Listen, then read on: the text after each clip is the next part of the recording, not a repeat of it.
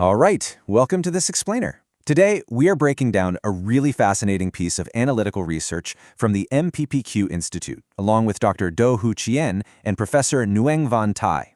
They've taken a completely unique approach to analyzing systemic governance. Specifically, they look at how interest groups, opportunist groups, and these so-called backyard groups actually operate within a society. And they do it using a classic Eastern philosophical model known as the Tam Tai Framework. Now, we're going to keep things strictly impartial and analytical today. Our goal is just to map the exact anatomy of how these groups form, how they function, and ultimately how they impact a nation. So first things first, what exactly is Tam Tai? Well, in traditional Eastern thought, Tam Tai refers to the three fundamental powers, Thien, which is heaven, Dia, meaning earth, and Yun, or human. Historically, this model is used to describe perfect harmony, right? The balance of the universe. But the authors of our source material do something really brilliant here. They literally flip this traditional model of harmony on its head. So instead of looking at how things work perfectly, they use heaven, earth, and human to map out the exact anatomy of systemic corruption and organizational breakdown. Okay, let's dive into this framework. We'll start at the top with Tien, looking at the leadership crisis. Then we'll move down to Dia, the systems of manipulation, followed by Nyan, the human cost, and finally we'll wrap up with their roadmap for restoring the balance. Let's get right into part one. Thin, the leadership crisis. In a corrupted system, the heaven or leadership layer is defined by this primal fear of losing status. It's an intense, almost overwhelming focus on self-preservation. And because of that, we see a really stark dichotomy play out. You have leaders who are more than happy to claim all the success and credit for themselves, but the second there's a failure, they immediately shift the blame to someone else. It's like they crave the power, but actively dodge the responsibility. When things go right, it's entirely their doing. But when things go wrong, well, someone else is always forced to take the fall. The research actually breaks this corrupted heaven pillar down into 5 specific symptoms. First up, we see personal interest placed firmly above the national or collective interest. Second, like we just talked about, there's a craving for power, combined with a total evasion of blame. Third, they use their own safety as the ultimate benchmark, meaning they'll willingly sacrifice the collective just to protect their own status. Fourth, there's just a complete lack of a service spirit. Power is viewed strictly as a privilege, not a duty to the public. And finally, and honestly this is probably the most chilling point, when morality declines, intellect doesn't just disappear. Instead, intellect becomes a highly sharpened tool used purely to legitimize and justify greed, rather than to serve justice. Moving on to part two, Dia, the systems of manipulation. So down at the ground level, these corrupted leadership structures start building deep, intricate networks of manipulation. Instead of doing the hard work to build the capacity to create value, they focus entirely on building relationships just to control value. They avoid the grind of actual innovation or production. Instead, they use their connections to control the people who actually produce. They become absolute masters at enjoying the fruits of labor rather than ever planting the seeds themselves. This brings us to a brilliantly articulated concept from the source material. Think about a healthy, functioning society. It has a transparent playing field, right? Everyone knows the rules, everyone can compete fairly. But a corrupted system? It transforms that open playing field into a private, opaque backyard.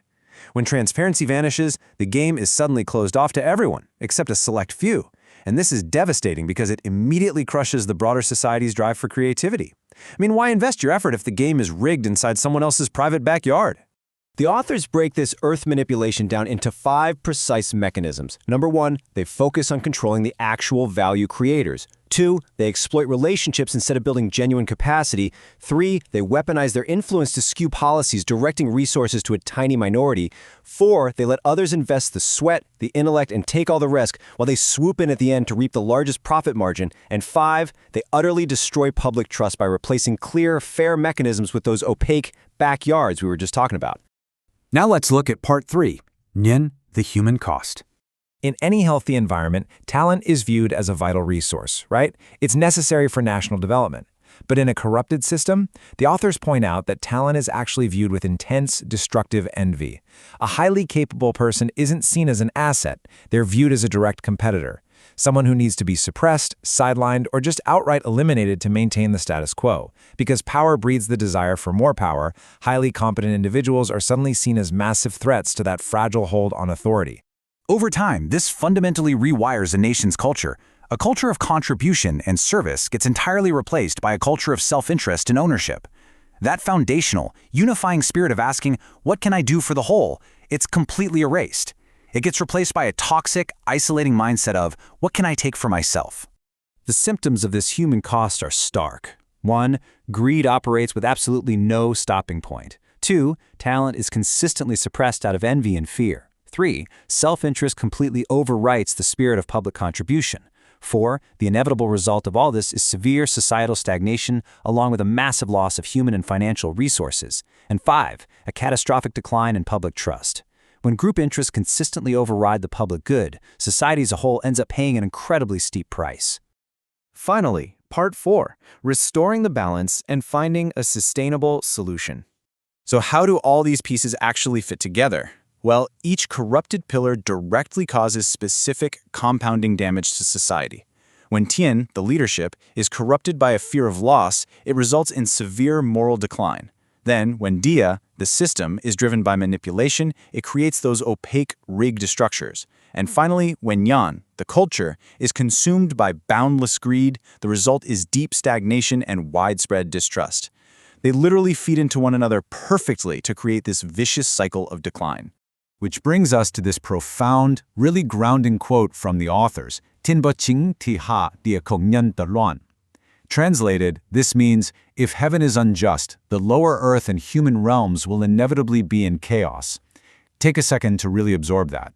It is the ultimate, undeniable lesson of this entire framework. You simply cannot fix the chaos, the manipulation, and the stagnation at the bottom if you don't first address the injustice and the corruption at the very top. But it's not all doom and gloom. To reverse this chaos, the authors provide a clear, 4-step roadmap for building a sustainable nation. 1. We must rigorously control power, ensuring it is treated as a responsibility, not a privilege. 2. We have to uphold the rule of law above all else, ensuring that the playing field remains transparent for everyone. 3. We must genuinely value and protect talent, treating it as our absolute greatest resource for development. And 4. We must elevate the public interest far, far above the interests of any specific group or private backyard. And that leaves us with a critical thought to ponder as we wrap up.